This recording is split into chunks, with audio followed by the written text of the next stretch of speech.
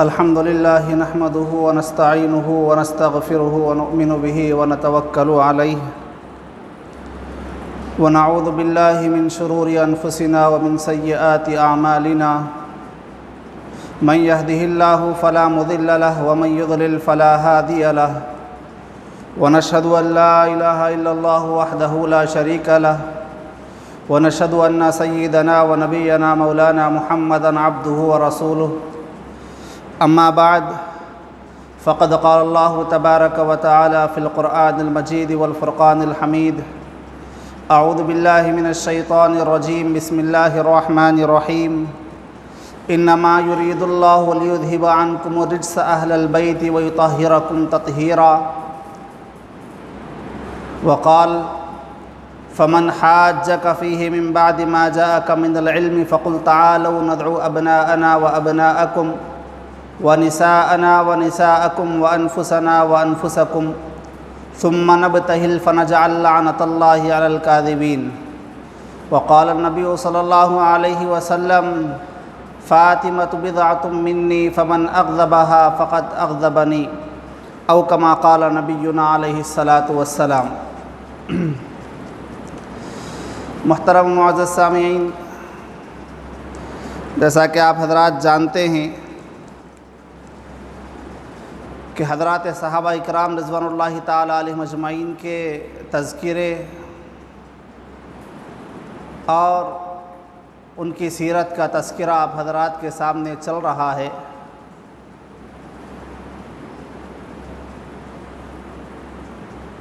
اسی سلسلے کو جاری رکھتے ہوئے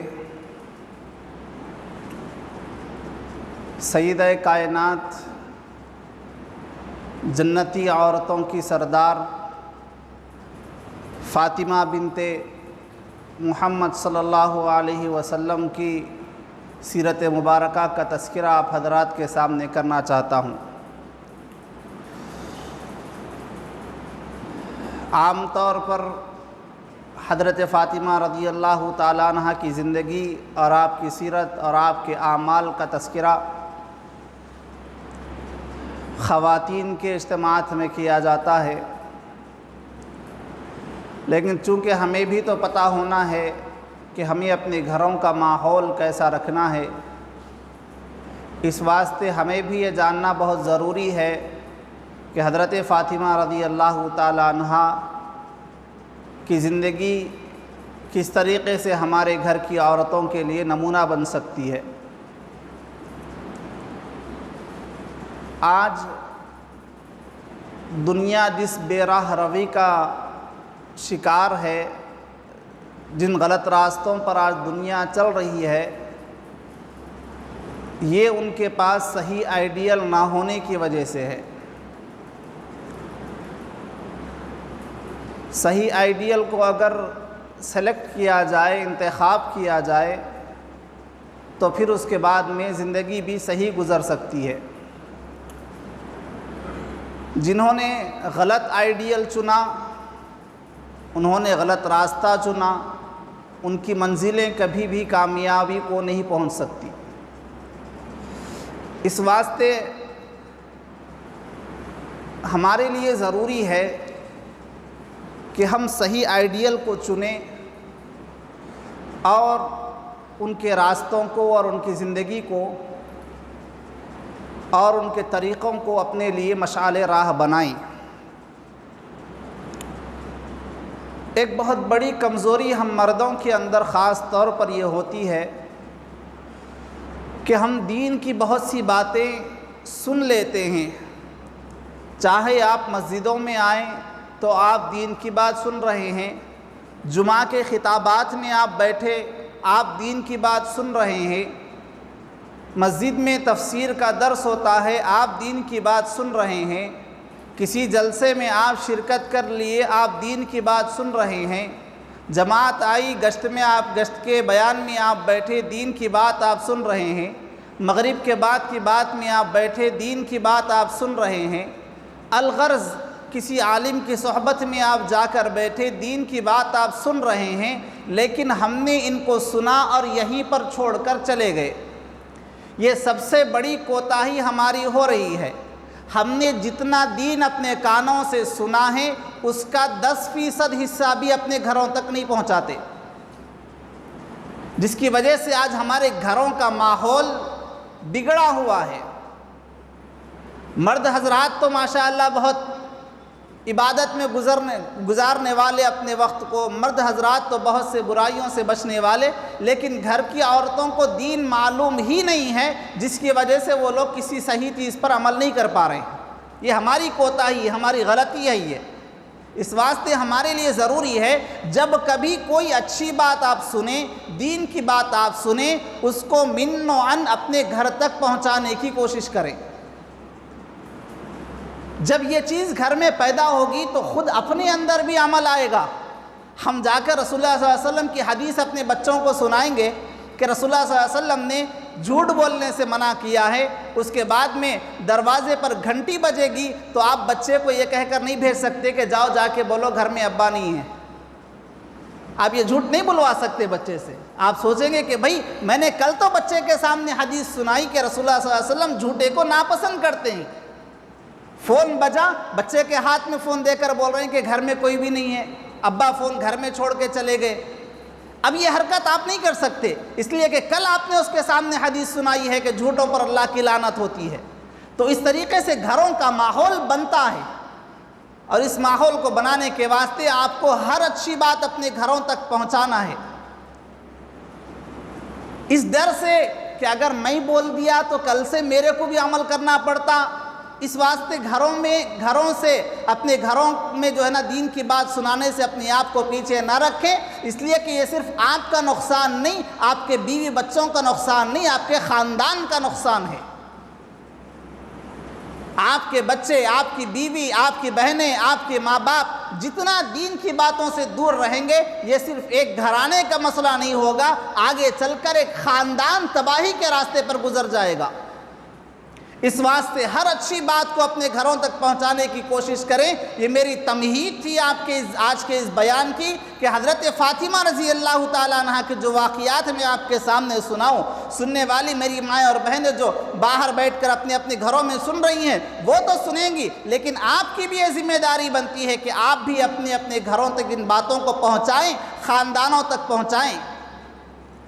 اس سے پہلے ہمارے مسجد کے ایک مصلی صاحب، انہوں نے آ کر سنایا کہ مولانا آپ جو بیان کرتے ہیں مجھے جتنا یاد ہوتا ہے گھر گھر جاتا ہوں اور ہر ایک کو اس بیان کو سناتا ہوں۔ یہ ذمہ داری بنتی ہے ہماری۔ رسول اللہ صلی اللہ علیہ وسلم نے ارشاد فرمایا کہ تم میں سے جو آدمی میری کسی حدیث کو سن لے اس کے واسطے ضروری ہے کہ وہ دوسروں تک پہنچائے۔ کیوں؟ اس لیے کہ کبھی کبھی ہوتا یہ ہے کہ سننے والے کو اس بات کا اتنا فائدہ نہیں ہوتا جتنا کہ جس کو سنایا گیا بعد میں تھرڈ نمبر پر جس کا نمبر آیا اس کو زیادہ فائدہ ہو جاتا ہے۔ اس واسطے دین کی ہر بات کو جو آپ سنیں دوسروں تک پہنچائیں۔ لیکن آج کے خاص طور پر اس بیان کے تعلق سے میں آپ سے عرض کروں کہ اپنی گھر کی ماں اور بہنوں کو، اپنی بچیوں کو، اپنی بیٹیوں کو حضرت فاطمہ رضی اللہ تعالیٰ عنہ کے واقعات بتلائیں، ان کی زندگی بتلائیں۔ اور صرف یہ بیان تو مختصر سا ہے، لیکن ہماری ذمہ داری یہ بنتی ہے کہ ہم حضرت فاطمہ رضی اللہ تعالیٰ عنہ کے کردار کو، آپ کے اسوے کو، آپ کے طریقے کو اپنی ماں اور بہنوں تک پہنچائیں اور ان کو زندگی پر لانے کی کوشش کریں۔ اپنے گھروں کی خواتین کو سمجھائیں حضرت فاطمہ کا کردار، کتابیں لا کر دیں ان کو حضرت فاطمہ رضی اللہ تعالیٰ عنہ کے کردار کی، ان کی سیرت کی۔ پھر اس کے بعد میں گھروں کے ماحول جو بدلیں گے ہم اس کا اندازہ نہیں کر سکتے۔ الغرض آج کے اس بیان میں حضرت فاطمہ رضی اللہ تعالیٰ عنہ کا میں نے انتخاب کیا رسول اللہ صلی اللہ علیہ وسلم کی سب سے چہیتی بیٹی۔ رسول اللہ صلی اللہ علیہ وسلم کو 4 بیٹیاں تھیں، غلط فہمیوں میں نہ جائیں، 4 بیٹیاں رسول اللہ صلی اللہ علیہ وسلم کی تھی۔ فتنے اٹھیں گے قیامت کے قریب میں، رسول اللہ صلی اللہ علیہ وسلم نے پہلے ہی بتلا دیا ہے، فتنے اٹھیں گے۔ آج بعض لوگ کہتے ہیں کہ رسول اللہ صلی اللہ علیہ وسلم کی 1 بیٹی تھی، صرف حضرت فاطمہ۔ آپ اچھے طریقے سے سمجھ لیں، رسول اللہ صلی اللہ علیہ وسلم کی 4 بیٹیاں تھیں، اور جو 1 بیٹی کہتے ہیں ان کے مقاصد کیا ہیں میں اس تعلق میں اور اس گفتگو میں جانا نہیں چاہتا، لیکن آپ کو اچھے طریقے سے سمجھ لینا ہے۔ رسول اللہ صلی اللہ علیہ وسلم کی 4 بیٹیاں تھیں، سب سے چھوٹی بیٹی حضرت فاطمہ رضی اللہ تعالی عنہا، اور حضرت فاطمہ سے رسول اللہ صلی اللہ علیہ وسلم کو اتنی محبت تھی، آپ نے ارشاد فرمایا فاطمہ تو میرے جگر کا ٹکڑا ہے، میرے جگر کا ٹکڑا ہے۔ رسول اللہ صلی اللہ علیہ وسلم جب کبھی شہر سے باہر تشریف لے جاتے، صحابہ سے ملاقات کرتے، ازواج مطہرات سے ملاقات کرتے، اپنی بیویوں سے ملاقات کرتے، لیکن سب سے آخری گھر جو ہوتا جہاں پر رسول اللہ صلی اللہ علیہ وسلم ملاقات کرنے کے واسطے جاتے وہ حضرت فاطمہ کا گھر ہوتا تھا۔ پھر جب واپس آتے سب سے پہلے جس سے ملاقات کرنے کے واسطے جاتے وہ حضرت فاطمہ رضی اللہ تعالی عنہا کے گھر کو تشریف لے جاتے، اور حضرت فاطمہ سے ملاقات کر کے واپس تشریف دوسرے صحابہ سے ملاقات کرتے تھے۔ یہ رسول اللہ صلی اللہ علیہ وسلم کا حضرت فاطمہ رضی اللہ تعالی عنہا سے محبت کا نمونہ تھا کہ آپ ہر دفعہ جب کبھی باہر جانا ہوتا حضرت فاطمہ رضی اللہ تعالی عنہا سے ملاقات کیا کرتے تھے۔ اتنی چہیتی بیٹی، اتنی محبوب بیٹی، لیکن اس بیٹی پر بھی جو حالات آئے، درس دیا رسول اللہ صلی اللہ علیہ وسلم نے کہ اسلام کے واسطے قربانیاں کیسے دی جاتی ہیں۔ نبی کی بیٹی، لخت جگر، نور نظر، رسول اللہ صلی اللہ علیہ وسلم کی سب سے چہیتی بیٹی، لیکن گھروں کی حالات کیا، گھروں کی مصیبتیں کیا، گھروں میں آنے والی پریشانیاں کیا، گھروں میں آنے والے فاقے کیسے، اللہ نے بتلایا لوگوں کو۔ ایک مرتبہ رسول اللہ صلی اللہ علیہ وسلم کہ دربار میں کچھ غلام آئے، رسول اللہ صلی اللہ علیہ وسلم ان کو تقسیم کر رہے ہیں۔ حضرت علی رضی اللہ تعالیٰ عنہ کو پتہ چلا، سیدھا گئے حضرت فاطمہ رضی اللہ تعالیٰ عنہ کے پاس۔ کون فاطمہ؟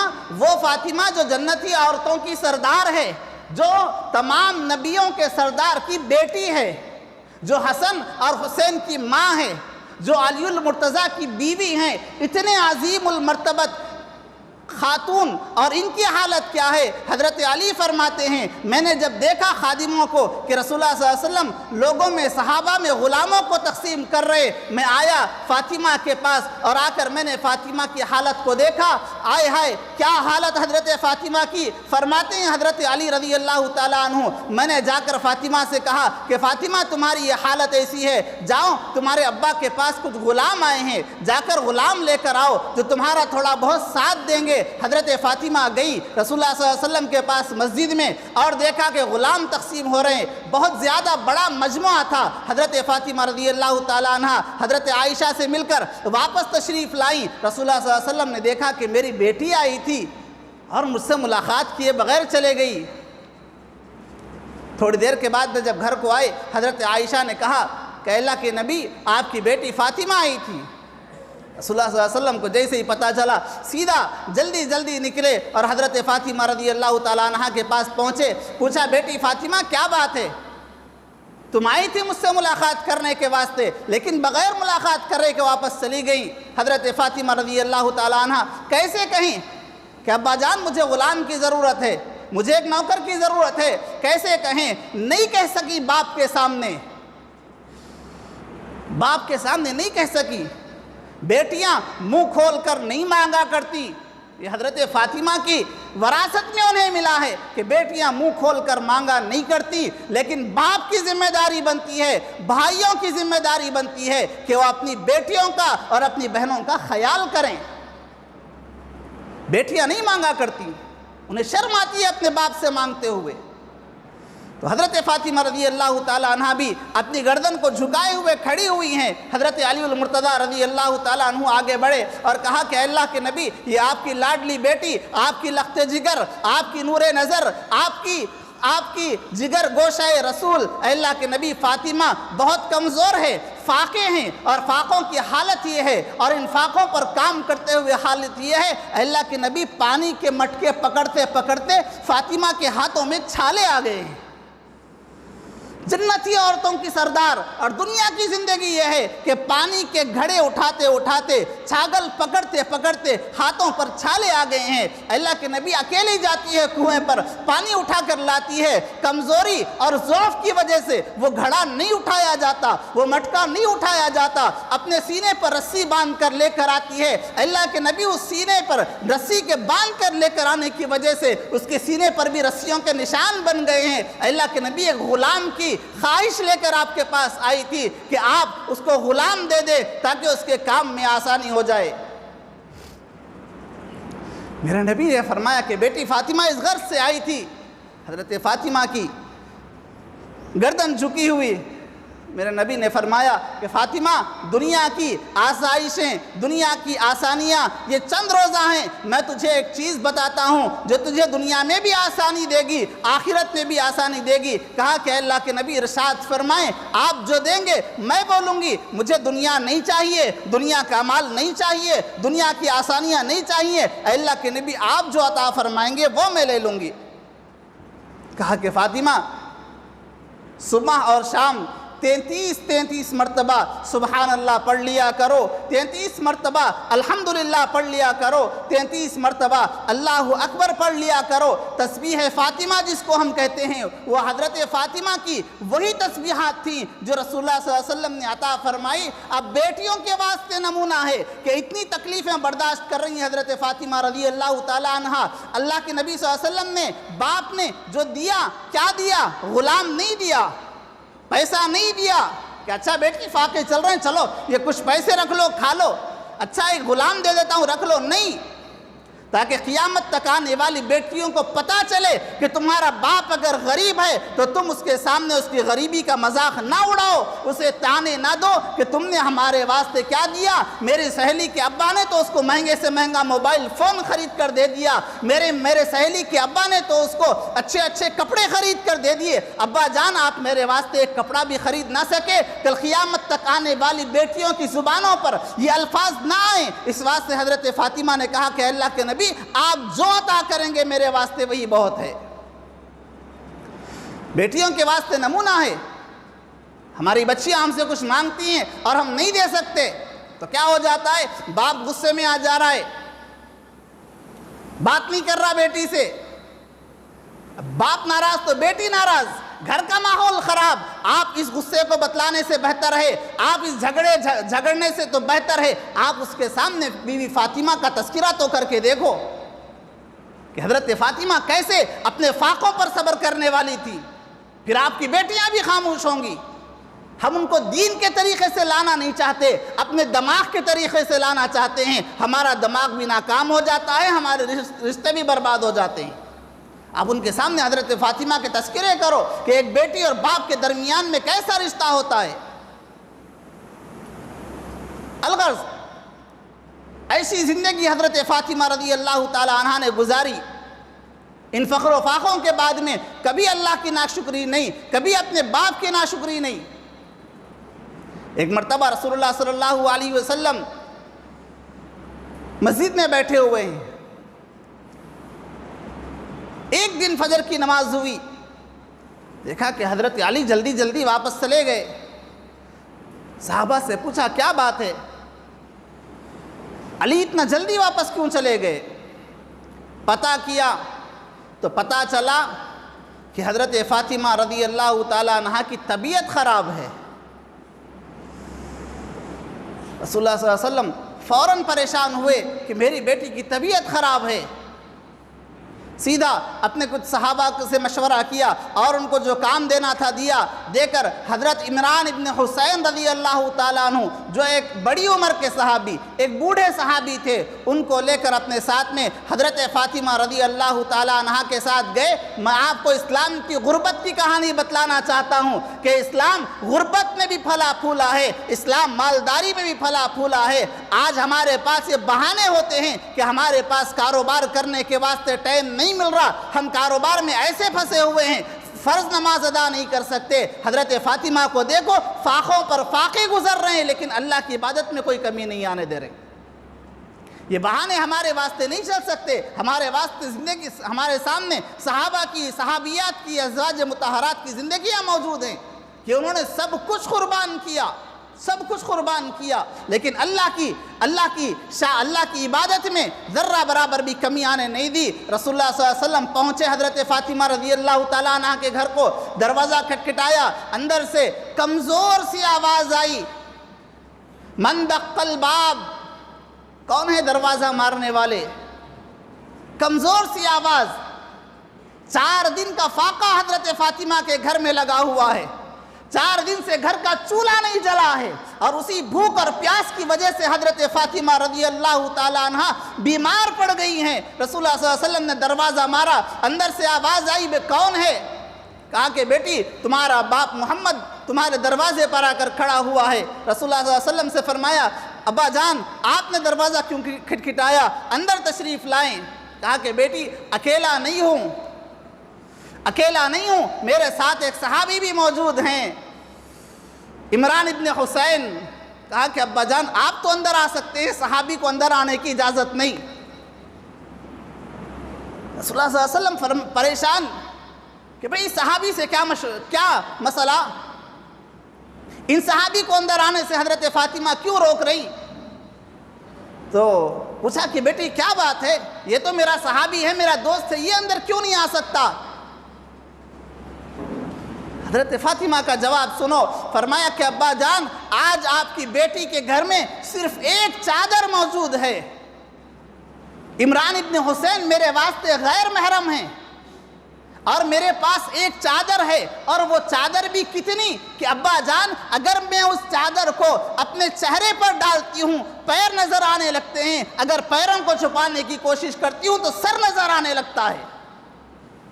اتنی غربت میں بھی حضرت فاطمہ رضی اللہ تعالیٰ عنہ کو اپنے پردے کا خیال ہے، اور آنے والی نسلوں کو بتلایا کہ تم طرح طرح کے بہانے کر کر اپنے جسم کی نمائش نہ کیا کرو، اپنے برقعوں کو غلط طریقے سے پہن کر لوگوں کی ہوس کا بھڑکانے کا ذریعہ نہ بنا کرو۔ یہ حضرت فاطمہ رضی اللہ تعالیٰ عنہ ہیں جنہوں نے بتلایا کہ دیکھو حیا عورت کا زیور ہوتا ہے۔ حضرت عمران ابن حسین کو آنے کی اجازت نہیں دی، رسول اللہ صلی اللہ علیہ وسلم نے اپنی کملی والی چادر نکالی اور اندر پھینکا، اور پھینک کر کہا کہ بیٹی فاطمہ اس چادر کو اوڑھ لے۔ یہ اسلام کی غربت کی کہانیاں ہیں۔ اللہ نے ہمیں ہر نعمت دی، اب ہمیں سوچنا یہ ہے کہ ان نعمتوں کے بعد میں ہم نے اللہ کی نعمتوں کا کیسے شکر ادا کیا۔ اللہ نے ہمیں ہمارے گھروں میں، میں سمجھتا ہوں کہ کوئی ایسا گھرانہ نہیں ہے جہاں پر 3 دن کے فاقے چلے ہوں۔ ہمارے نبی کی بیٹی کے گھر میں 4 دن کے فاقے چلے ہیں، لیکن دین پر عمل کرنا اور دین کے واسطے اپنا سب کچھ قربان کرنا کس طریقے سے قربان کیا جاتا ہے وہ بتلایا۔ رسول اللہ صلی اللہ علیہ وسلم نے چادر پھینکی، حضرت عمران ابن حسین کو لے کر رسول اللہ صلی اللہ علیہ وسلم اندر گئے۔ عمران ابن حسین فرماتے ہیں میں گھر کے اندر گیا، فاطمہ کو بخار تھا، اتنا زیادہ بخار کہ حضرت فاطمہ کمرے کے اس کونے میں بیٹھی ہوئی تھی، میں دوسرے کونے میں بیٹھ گیا، لیکن اس کونے میں بیٹھ کر میں ان کے بخار کی گرمی کو سمجھ رہا تھا، محسوس کر رہا تھا۔ رسول اللہ صلی اللہ علیہ وسلم گئے اور جا کر حضرت فاطمہ رضی اللہ تعالیٰ عنہ کو اپنے گلے سے لگایا۔ حضرت فاطمہ 4 دن کے فاقوں کی وجہ سے نڈھال ہو چکی تھی۔ رسول اللہ صلی اللہ علیہ وسلم نے اپنے ہاتھ آگے پھیلائے، جیسے ہی باپ کے شفقت برے کندھوں کو دیکھا، حضرت فاطمہ کی آنکھوں سے آنسو آئے اور بے ہوش ہو کر گرنے لگی۔ رسول اللہ صلی اللہ علیہ وسلم کے چہرے، رسول اللہ صلی اللہ علیہ وسلم کے جسم پر رسول اللہ صلی اللہ علیہ وسلم نے پکڑا، حضرت فاطمہ کو دلاسا دیا۔ نبی کی آنکھوں میں آنسو، نبی کی آنکھوں میں آنسو، حضرت فاطمہ کی آنکھوں میں آنسو، باپ بیٹی دونوں ایک دوسرے کو کندھے پر سر رکھ کر رو رہے ہیں۔ رسول اللہ صلی اللہ علیہ وسلم نے فرمایا فاطمہ آخرت کی زندگی پر دنیا کی زندگی کو ترجیح نہ دے، یہاں کی تکلیفیں برداشت کر لے، اللہ کل قیامت میں تجھے اعزاز بخشے گا۔ یہاں کی مصیبتوں پر، یہاں کے اعمال پر، وہاں پر آخرت کے فیصلے اللہ رب العزت کی طرف سے ہوتے ہیں۔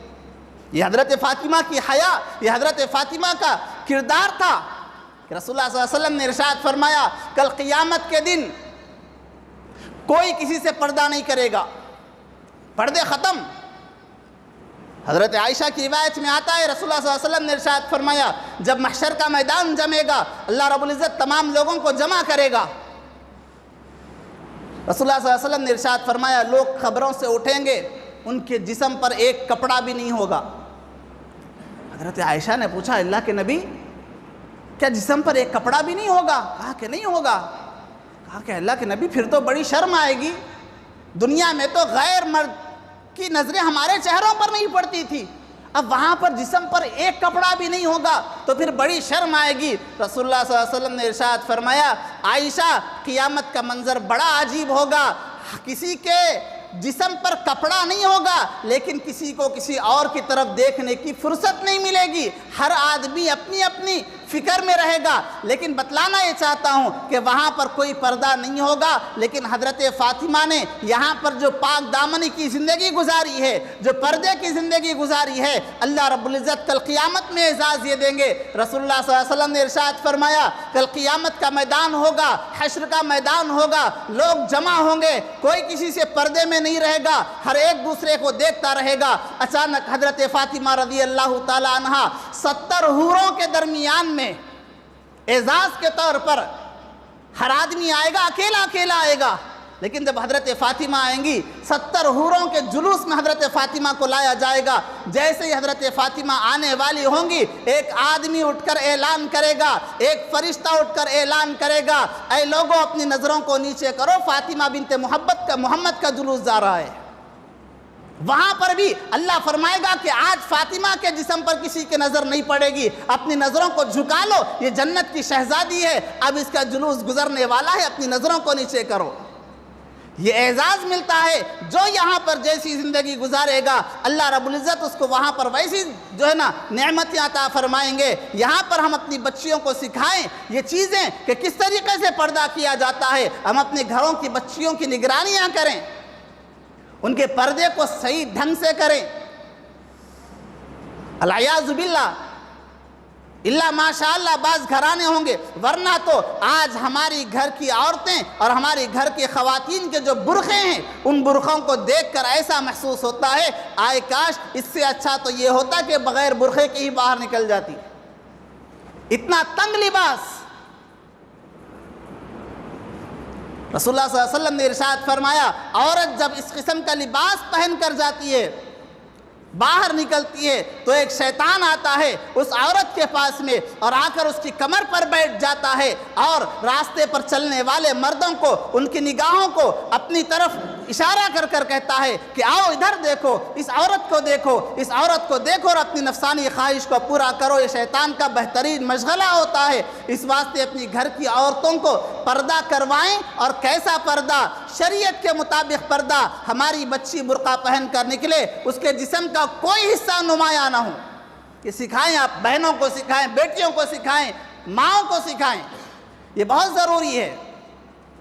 تو حضرت فاطمہ نے جیسا یہاں پر پردہ کیا اللہ رب العزت آخرت میں اس کا ویسے ہی بدلہ عطا فرمائیں گے کہ حوروں کے جلوس میں آپ نکلیں گی اور جب آپ کا وہاں سے گزر ہوگا اعلان ہوگا کہ اے لوگوں اپنی نظروں کو نیچے کرو، فاطمہ بنت محمد کا جلوس جا رہا ہے۔ ایک روایت حضرت فاطمہ رضی اللہ تعالیٰ عنہ کے تعلق سے سنا کر میں اپنی بات کو ختم کروں، چونکہ حضرت فاطمہ کا نام آیا ہے، بات حضرت فاطمہ کی فضیلت کی بیان نہیں ہو رہی اب اس وقت میں جو میں روایت آپ کے سامنے پیش کر رہا ہوں، لیکن حالات حاضرہ کے اعتبار سے ایک پیغام اور ایک سبق میں آپ کو دے کر اپنی بات کو ختم کرنا چاہتا ہوں۔ رسول اللہ صلی اللہ علیہ وسلم کی خدمت میں ایک خاتون کو لایا گیا، مخزومیہ نامی قبیلے کی خاتون، جنہوں نے چوری کی تھی، اور اسلام کا حکم یہ ہے کہ اگر کوئی چوری کرے تو اس کے ہاتھ کاٹ دیے جائیں۔ اب لوگوں کے درمیان میں بات چلی تو لوگوں نے کہا کہ بھئی یہ بڑے قبیلے کی عورت ہیں، رسول اللہ صلی اللہ علیہ وسلم کے پاس جا کر کچھ سفارش کر دیں گے کہ بھئی دوسروں کے ہاتھ تو کاٹتے ہیں، یہ ذرا بڑے قبیلے کی عورت ہے، اس کو کوئی چھوٹی موٹی سزا دے کر چھوڑ دیا جائے۔ اب بات کرنے کی ہمت کسی کو نہیں۔ اسلام کا انصاف کا دائرہ دیکھو، اسلام کا انصاف دیکھو، میرے نبی کا انصاف دیکھو۔ حضرت اسامہ ابن زید رضی اللہ تعالیٰ عنہ کو بھیجا گیا رسول اللہ صلی اللہ علیہ وسلم کے پاس، آپ جا کر بات کریں کہ اس عورت کی سزا میں کچھ تخفیف کر دی جائے، دوسروں کے واسطے الگ سزا، ان کے واسطے الگ سزا۔ رسول اللہ صلی اللہ علیہ وسلم کے سامنے جب بات آئی، رسول اللہ صلی اللہ علیہ وسلم نے ارشاد فرمایا تم نے لوگوں کے درمیان میں دیواریں کھڑی کر دی ہیں کہ یہ بڑا آدمی، یہ چھوٹا آدمی، بڑا آدمی گناہ کرے گا ہم اس کو چھپا لیں گے، چھوٹا آدمی گناہ کرے گا اس کو بڑی سے بڑی سزائیں دیں گے۔ یاد رکھو بنی اسرائیل نے بھی یہی غلطی کی تھی جس کی وجہ سے اللہ نے ان کو ہلاک کر دیا کہ اگر ان میں سے کوئی بڑا آدمی اگر غلطی کرتا تو اس کو چھپا دیا جاتا تھا، چھوٹا آدمی اگر غلطی کرتا تو اس کی پکڑ ہو جایا کرتی تھی۔ اس کے بعد میں رسول اللہ صلی اللہ علیہ وسلم نے جو جملہ ارشاد فرمایا وہ سنہرے الفاظ سے لکھنے کے قابل ہے۔ رسول اللہ صلی اللہ علیہ وسلم نے ارشاد فرمایا خدا کی قسم اگر میری بیٹی فاطمہ بھی اگر چوری کرتی میں اس کے بھی ہاتھ کاٹ دیتا، میری بیٹی فاطمہ بھی اگر چوری کرتی میں اس کے بھی ہاتھ کاٹ دیتا۔ یہ ہے انصاف اسلام کا کہ آپ جہاں کہیں ظلم ہوتے ہوئے دیکھیں اس کے خلاف میں آواز اٹھائے، اور جہاں کہیں آپ کے سامنے فیصلے کرنے کا موقع آئے آپ بڑے کو نہ دیکھیں، آپ چھوٹے کو نہ دیکھیں۔ یاد رکھیں یہ مظلوم جس کے اوپر ظلم ہوتا ہے اس کی جو بد دعائیں ہوتی ہے وہ اللہ کے عرش کو ہلا کر رکھ دیتی ہے۔ اسلام کا یہ قانون سیکھنے کی ضرورت ہے، صرف مسلمانوں کو نہیں غیر مسلم کو بھی۔ چند دن پہلے ہاتھرس میں ایک واقعہ پیش آیا، یو پی کے ضلع میں ایک دلت لڑکی کو وحشیانہ اور جانوروں کے طریقے پر اس بیچاری کا جو ہے نا عزت لوٹی گئی۔ ہمارے شہر حیدرآباد میں ایک لڑکی کی عزت لوٹی گئی، اور یہ لوگ اپنی حکومتوں کی بنیاد پر، اپنی طاقتوں کی بنیاد پر یہ سمجھتے ہیں کہ ہم جو چاہے کر سکتے ہیں، زمین ہماری، حکومت ہماری۔ لیکن ان کو یاد رکھنا چاہیے مظلوموں کی بد دعائیں کبھی خالی نہیں جاتی، مظلوموں کی بد دعائیں اللہ کے عرش کو ہلا دیتی ہیں۔ ان کی یہی بد دعائیں، ان مظلوموں کی یہی بد دعائیں کل کے دن ان کے واسطے ایسا دن لائیں گی کہ تاریخ میں ان کا نام مٹ جائے گا۔ اس واسطے مظلوموں کی بد دعاؤں سے بچنے کی بہت زیادہ ضرورت ہے۔ الغرض اسلام کا نظام عدل میں آپ کے سامنے ذکر کر رہا تھا۔ رسول اللہ صلی اللہ علیہ وسلم نے ارشاد فرمایا میری بیٹی فاطمہ بھی اگر چوری کرتی تو میں اس کے بھی ہاتھ کاٹ دیتا۔ یہ اسلام کا عدل ہے، اس عدل کو اپنے زندگیوں میں بھی لائیں کہ ہم کبھی بھی فیصلہ کرنے کا موقع آئے، خاندانوں کا مسئلہ ہو، دوستوں کا مسئلہ ہو، ہمیشہ حق کا ساتھ دیں۔ بڑوں کا ساتھ دینا، عہدوں کا ساتھ دینا یہ ہماری شان نہیں ہے، ہمیں تو سکھلایا گیا ہمیشہ حق بات کا ساتھ دیں۔ اللہ رب العزت سے دعا ہے اللہ رب العزت ہم سب کو رسول اللہ صلی اللہ علیہ وسلم کی تعلیمات پر عمل کرنے کی توفیق عطا فرمائے، آمین۔